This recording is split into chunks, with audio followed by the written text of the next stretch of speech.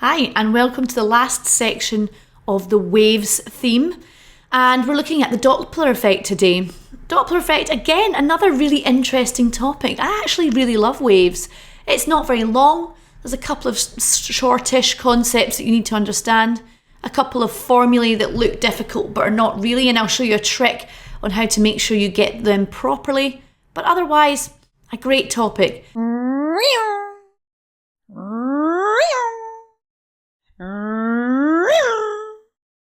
That's me doing an impression of a Formula 1 race. What do you think? Well, the reason cars sound like that, well, not exactly like that, but the reason cars sound like that is because of something called the Doppler effect. The Doppler effect basically changes the waves that you observe when you're looking at something moving. And I'd like to look at that in more detail now. So I really only want to, at this stage, think about sound waves. And let's consider a fire engine. And let's consider a fire engine that is stationary. So if you think about a fire engine that's still and stationary, it emits sound waves in all directions. And you can see I've represented that here with these rings around it. These are sound waves. Okay, you can see that they're equal distance apart. That means the wavelength is constant. And they'll be travelling at the speed of sound in air, which is 340 meters per second. That's fine, isn't it? Okay, they travel equally in all directions. And if you were to stand on this side, or this side, and listen to these sound waves that have been emitted by the fire engine, they've all got the same wavelength, they've all got the same frequency, they've all got the same sound. So this guy here and this guy here will hear the same sound, which is when they're stationary. You know what's coming next, don't you? Let's go to the next page. What happens when the fire engine moves? Well, if it moves towards the waves it's just made, it kind of catches up with those waves. And you can see that the wavelength, because it catches up and they bunch up together, the wavelength gets smaller in the direction the fire engine is moving. And the wavelength gets bigger in the direction behind it. If the speed's the same, because speed has to stay the same, nothing's going to change about the speed of sound in air. That means that the frequency must get bigger. And on this side, the frequency must get smaller.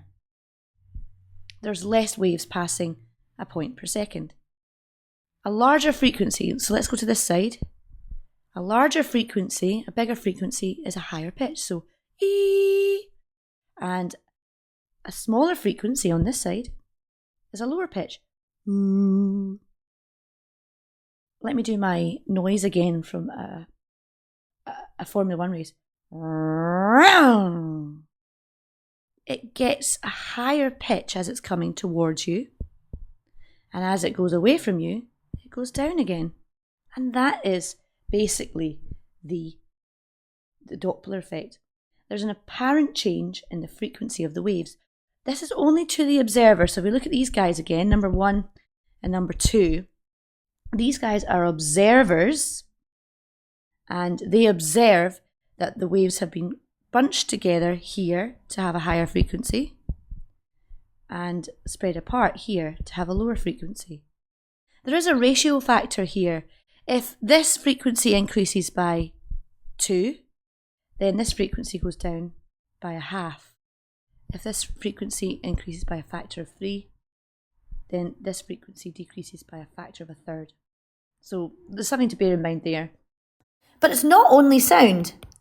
We can do it with light too, because light is a wave, right? If we think about a lower frequency, a longer wavelength, we're looking at red light. And if we're looking at light with observer, the source moving towards it, we're looking at a higher frequency, a lower wavelength, we're looking at blue light. So actually, if something emits light and it's moving away from you, then you would experience it to be more red. And if it's moving towards you, you'd experience it to be more blue. Obviously, this has to happen at relativistic speeds. But with sound, it doesn't have to be relativistic speeds because the speed of the sound wave is much, much smaller. Now, this is really, really important.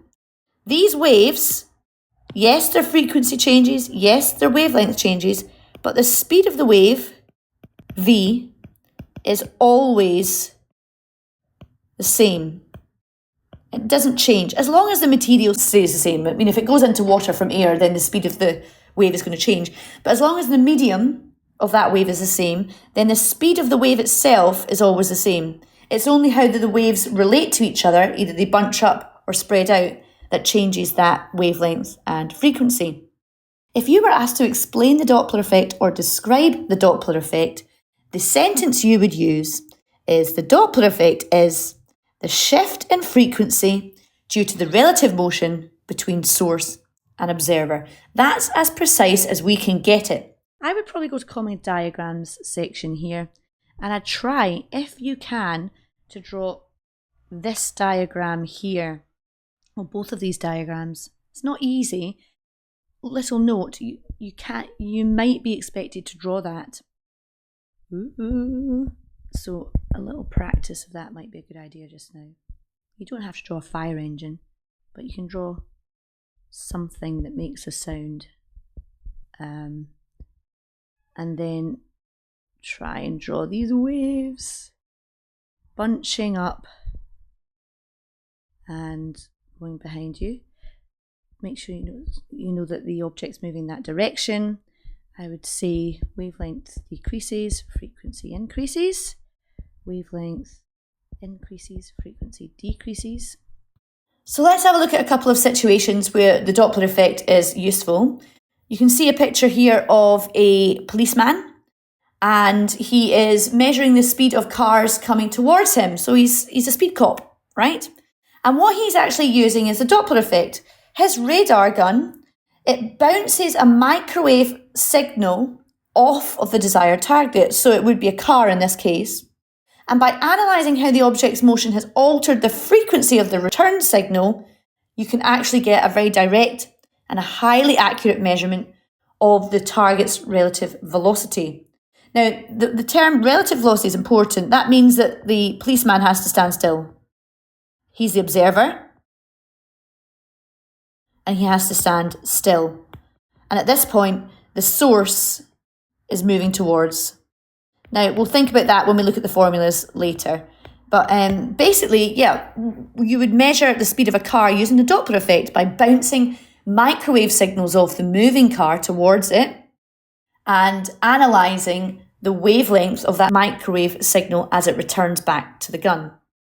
Another situation is ultrasound. So you would, if you're unlucky enough to be in hospital and you need to analyse the flow of your blood or to look for blockages in your blood systems, then you would use an ultrasound. Well, you wouldn't use it, the doctor would use it.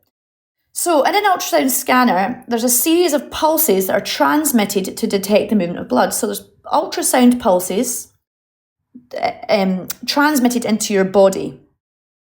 Echoes from stationary tissue come back with the same wavelength because that's not moving, right? So you've got your ultrasound, it releases a wavelength of, lambda, and it comes back the same wavelength because nothing's moving.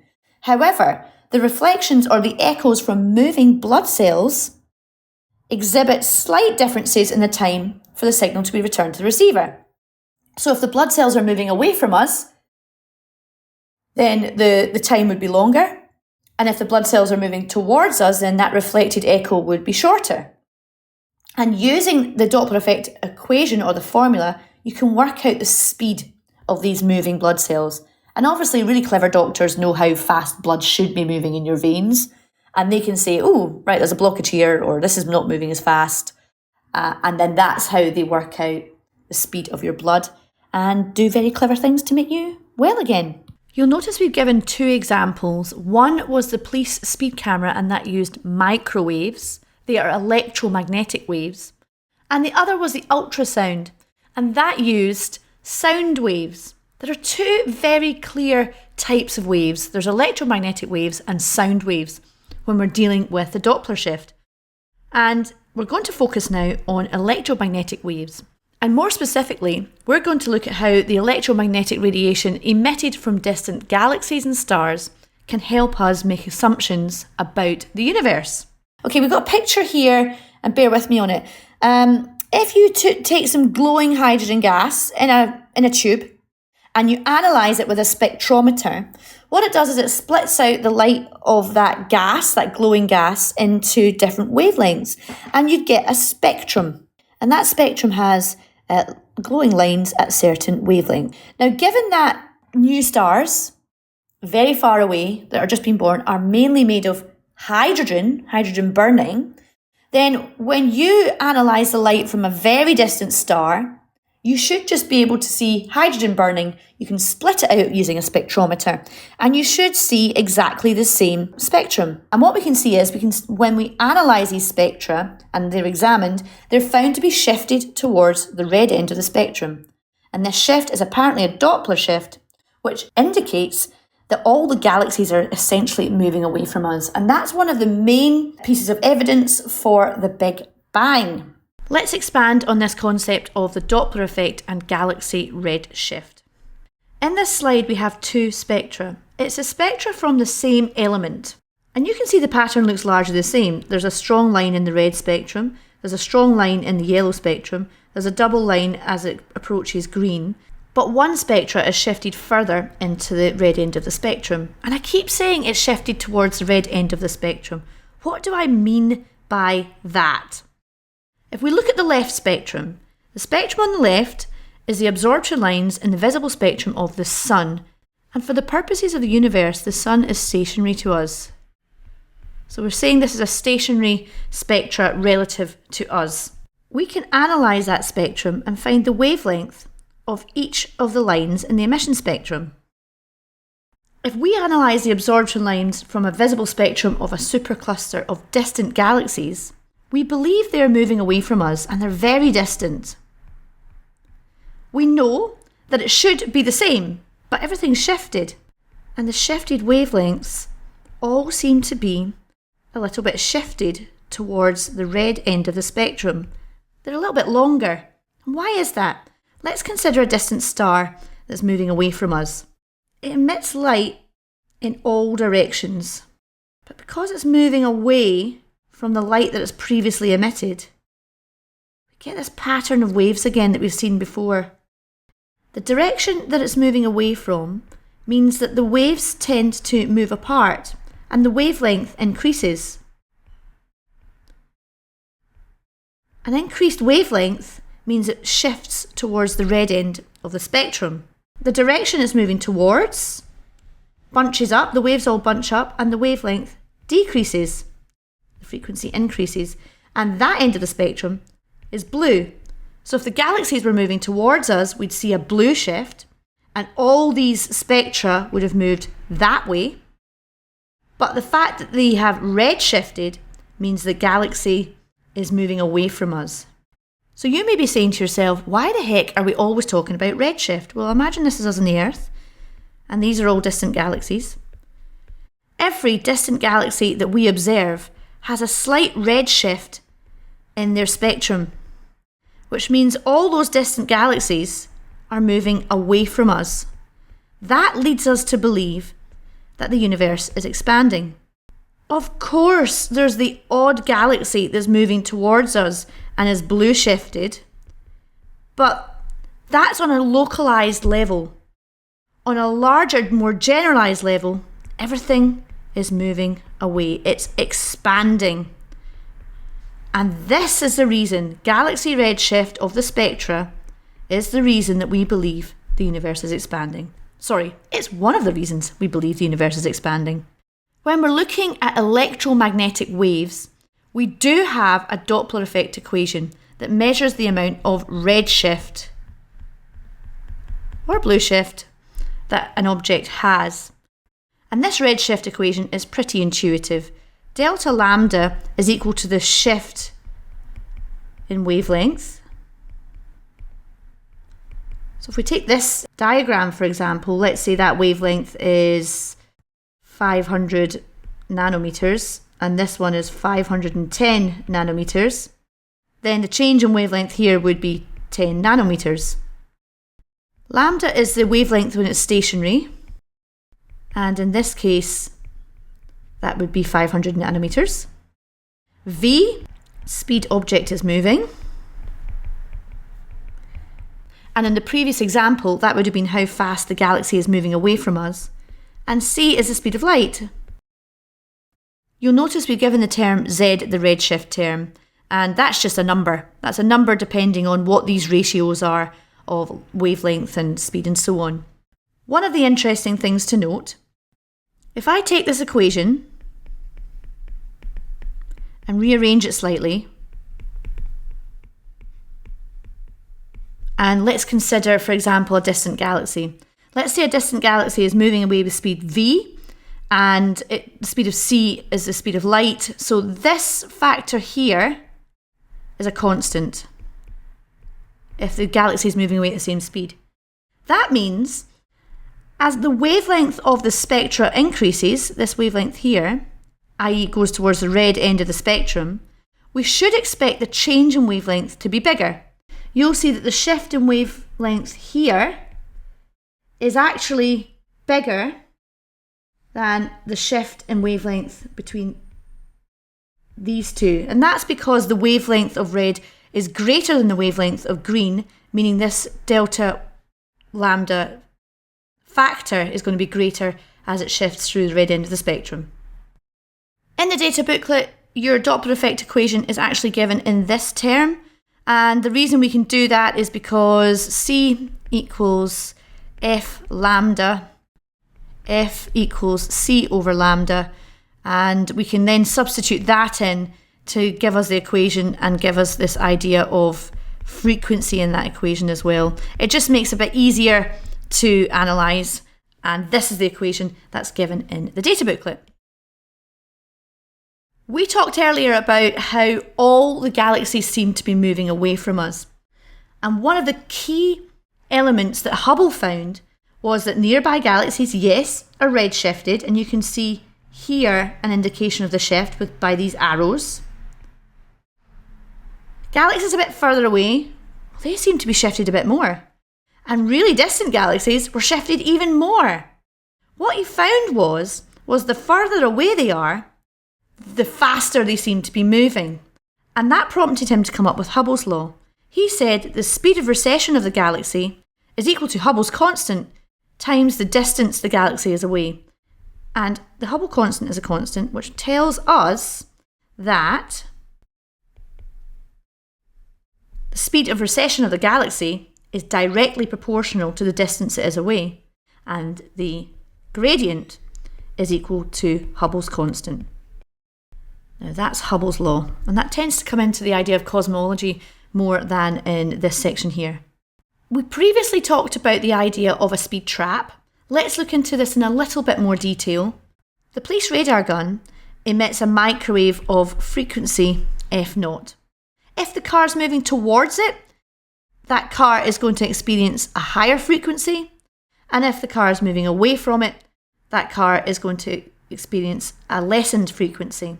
And this frequency shift, using the equation we talked about in the last slide, gives us an idea of how fast the car is moving. C in this case is the speed of microwaves, which is an electromagnetic wave, so it's 3 times 10 to the 8 meters per second. And if we know the initial frequency of the wave, then we can find out what the speed of the car is. However, there is an effect you do need to be aware of when we're looking at police radar guns. It's called the double Doppler shift. I want you to consider this microwave gun. It's releasing a frequency f0, and as it's being released, a car is approaching it, which means this car is experiencing an increased frequency depending on how fast it's moving. But what happens is this car then reflects that increased frequency, so it reflects it as it's approaching, which means there's a double Doppler shift there. Because it's reflecting as it's approaching, this Doppler shift is applied twice. First, it's a moving observer, And second, it's a moving source. And because it's an electromagnetic wave, we are able to use this equation, but we've got to put in a factor of 2 here to reflect the fact that it's a double Doppler shift. So if you see this, or if you're looking at anything to do with police radars or reflection of police radars, then you've got to remember to put that factor of 2 in. It's really up to you now to practice that equation, and I'm going to put lots of questions in this tutorial for you. You can go and tick off those learning objectives now, but before you tick them off with massive confidence, let's do a couple of things first. Write down the definition of the Doppler effect in your notes, as we discussed. Give 3 explanations of the 3 situations we'd use it. The 3 ones I'm interested in and that IB are interested in is the ultrasound, the radar for measuring speed of objects, and the redshift. And then the third thing to do is try the questions in this tutorial, and of course you'll get the answers too. Thanks very much. See you later. Bye.